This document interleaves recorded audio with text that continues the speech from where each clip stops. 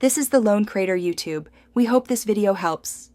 You begin by confirming your Ford model, year, and navigation software version.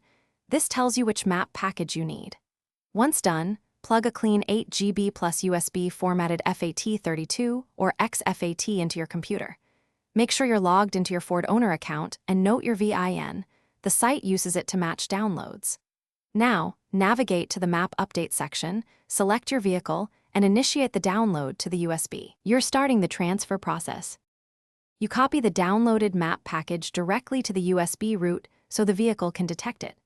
Make sure the file size matches the provider's listed size and verify checksums if available.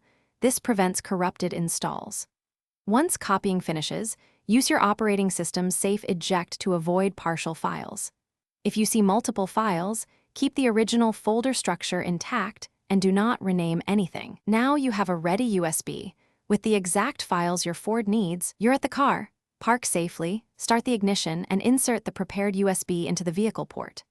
Follow the on-screen prompts to begin installation. Progress indicators will show copy and install stages.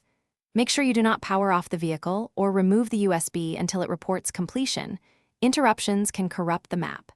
If the update fails, try a different certified USB, reformat and recopy files, and confirm your sync version. These steps resolve most issues quickly. Thanks for watching. Consider subscribing if we helped you.